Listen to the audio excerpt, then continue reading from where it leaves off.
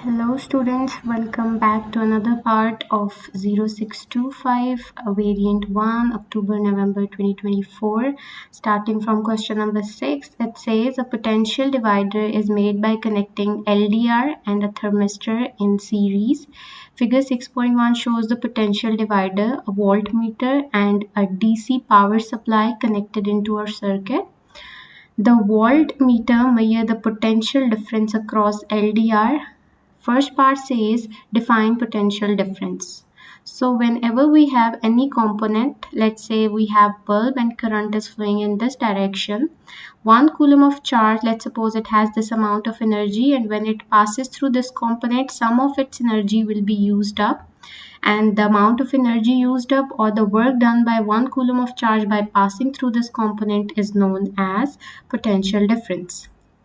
B part of the question is saying the electromotive force of supply is E. Describe how the potential difference across thermistor can be determined using the reading on voltmeter. So the supplied voltage or the total voltage is E. This is LDR and this is thermistor. And this total voltage is going to be split into these two components as it's a series combination. So total voltage would sum of voltage across each component. So total voltage E would be equals to voltage across LDR plus voltage across thermistor. To get the voltage across thermistor, we can subtract the total voltage from the voltage of LDR. We'll get the voltage across thermistor. We know the total voltage E and the voltage across LDR would be measured by this voltmeter. So voltage of thermistor is total voltage E subtracted by the voltage of LDR. Next part says that the resistance of LDR decreases and the resistance of thermistor increases. State what has happened to light intensity incident on LDR and the temperature of thermistor. LDR and thermistor are resistors. The resistance of LDR depend upon the light, so it is a light dependent resistor. And how does this resistance depend upon light? The resistance of LDR is inversely proportional to light intensity. So if the resistance is decreased, that means the light intensity has been increased. So I am writing increased over here. And thermistor is a resistor whose resistance depend upon the temperature inversely. So if the resistance has got increased, that means the temperature has got decreased. So I am writing decreased over here. Second part says explain what happens to the reading on voltmeter. So the question is saying that resistance of LDR is going to be decreased and resistance of thermistor is going to be increased. How will these changes affect the reading on this voltmeter? As you know, it's a potential divider, so it is going to divide the total voltage across these two resistors or these two components. And how this total voltage is going to be divided? This division depends upon the resistance of each resistor. The component with more resistance will receive higher proportion of total voltage. Why? Because it will be more harder for the current to pass through it and it will get more proportion of the total voltage. So you can also explain this by the potential divider equation. The voltage of LDR is directly proportional to resistance of LDR. So if the resistance is getting reduced, the voltage of LDR will also reduce and it will get less proportion of the total voltage. And if the resistance of thermistor is getting increased, its voltage is getting increased and it will get more proportion of the total voltage. So here's the explanation. According to potential divider equation, if resistance of LDR is reduced, it will get less proportion of the total voltage, and resistance of thermistor is increased, so it will get more proportion of the total voltage, and current or EMF will remain same throughout the circuit. Now question number 7 is saying a solid bar inside a copper solenoid. This is a solid bar inside a copper coiled solenoid. Figure 7.1 shows that the copper solenoid is connected into series with a battery and a variable resistor. So this wire is connected with a battery and a variable resistor. The device shown in figure 7.1 is an electromagnet. Whenever current flows through a solenoid, you know it behaves like a magnet. Suggest a suitable material for the bar which is inside the solenoid. So the bar can be more likely to be made of iron, because iron is a soft magnetic material and it get magnetized easily when current flows, and it get demagnetized when current stops flowing. So B part says the right hand end of the bar is south pole. Figure 7.2 shows that bar viewed from above. Draw at least 6 field lines to show the pattern and direction of magnetic field surrounded by the bar. So if this side of the bar is south, then this is north, and magnetic field lines emerges from north and enter the south pole, and the pattern will look like this. I've drawn 3 lines. You know, magnetic field is stronger near the poles, and when you move away from the magnet, the magnetic strength or magnetic field become weaker. And to show this, you're going to make your lines far apart, which will represent that when you're moving away from the magnet, your magnetic strength is getting weaker. And also your magnetic field lines will never cross each other. These are few facts. Second part says the resistance of variable resistor is increased. Explain what happens to magnetic field surrounded by the bar and state how the patterns of field lines that represent the field changes. So according to Ohm's law, you know V equals to IR, and this represents that resistance is inversely proportional to current. So if resistance is getting increased, that means current is getting decreased. And magnetic field depends upon the current. So if the current is getting reduced, that means magnetic field is also getting reduced. And if magnetic field is getting reduced, the field lines will move apart or away from each other. So explanation is increase in resistance will reduce the current flowing in the circuit, and reduce in current reduce magnetic strength. And if the magnetic strength is reduced, field patterns move further away. C part says a square coil of many turns is placed close to the bar. So here is a square coil which is placed close to bar. Figure 7.3 shows the plane of square coil parallel to flat circular surface at right hand end of the bar. The resistance of variable resistor is altered, increased and decreased. Explain what happens in the wire of the square coil. So if its resistance is increased or decreased, what will happen? So if the resistance is getting increased, you know, current will be getting decreased. And due to decrease in current, the magnetic field or magnetic strength of this coil would also decrease. And if the resistance is getting decreased, that means current is getting increased and a magnetic field will increase. So changing the resistance is changing the magnetic field, and changing magnetic field will change the flux that is passing through square coil. So the flux in the square coil, or you can say magnetic flux in the square coil, is also changing.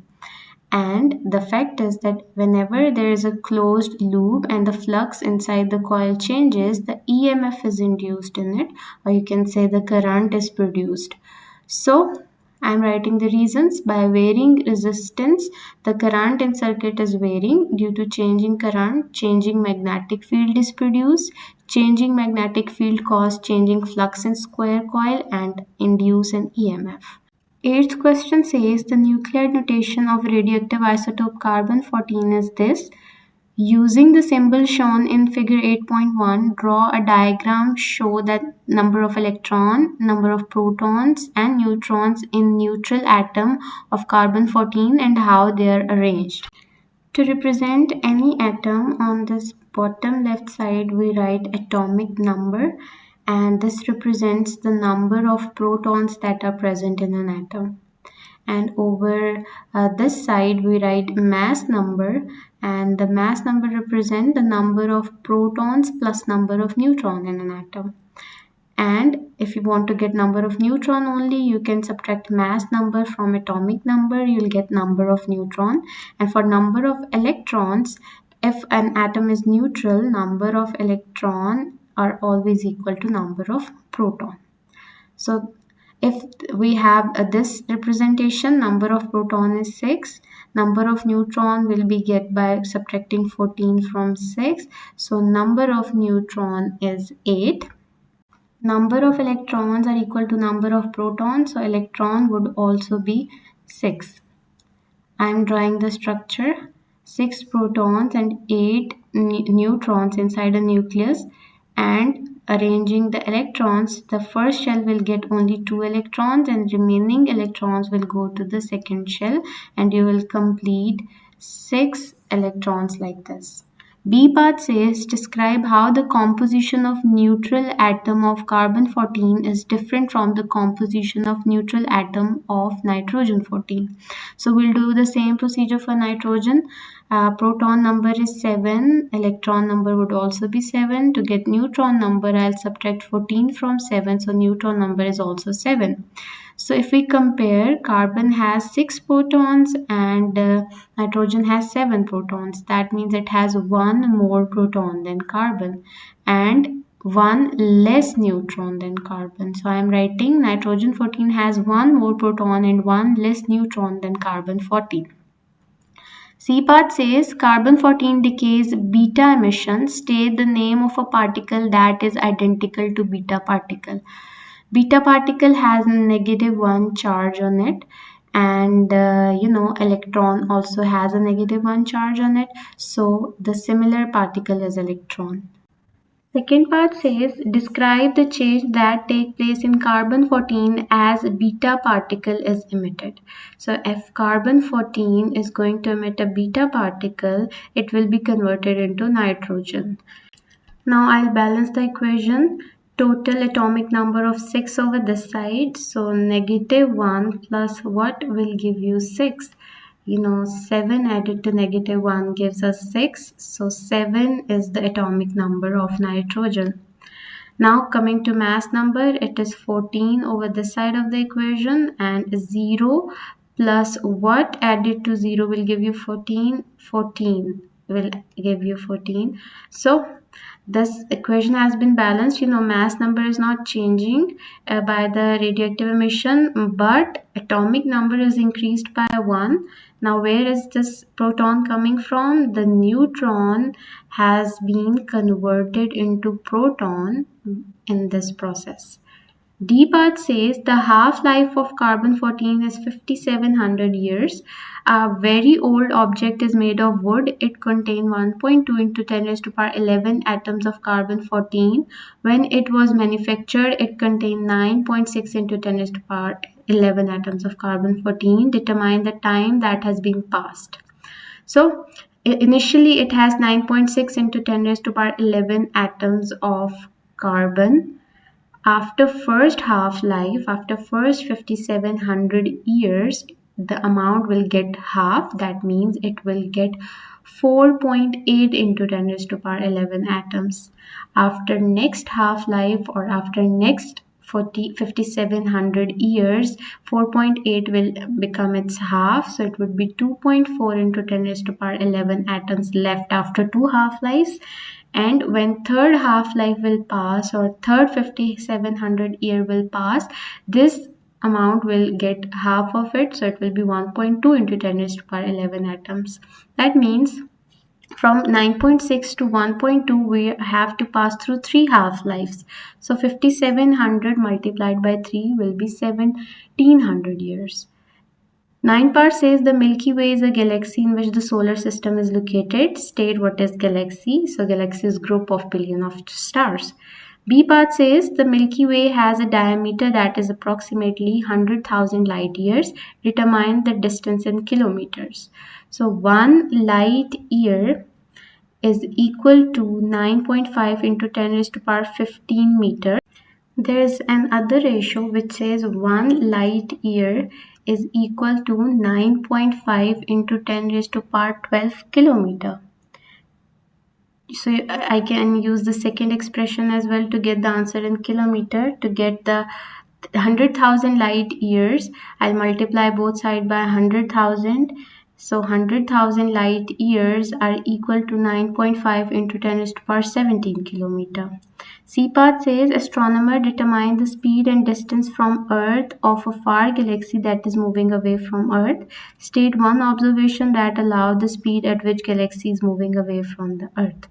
So if we have Earth and there's galaxy which is moving away from the Earth, if it will emit any electromagnetic radiation, the radiation or the wavelength of radiation will get longer when it will reach the Earth. And this process is known as redshift because if a wavelength is getting longer, it's shifting towards red color. So the answer is redshift. Second part says, state one different observation that is used to determine the distance of a far galaxy. So brightness of supernova can also determine the distance of a galaxy. Third part says, state how the speed of galaxy and their distance from the Earth are related. They are related by Hubble constant. V is the velocity of a receding galaxy and D is the distance of the receding galaxy. I'll rearrange the equation. If I remove the constant, I'll introduce a proportionality sign. So the further the galaxy is, with greater speed it is moving away from us. So the far the galaxy is, the faster it is receding from Earth. Fourth part says the best estimate for Hubble constant is 2.2 into 10 raised to power negative 18 per second. Use this value to calculate the estimate age of universe. So if we want to get the age of universe, I'll take a reciprocal of Hubble constant. So if it would be 1 over 2.2 into 10 raised to power negative 18. So answer is 4.5 into 10 raised to power 17 seconds. Thanks for watching the video. If it was helpful, please hit the like button and subscribe my channel.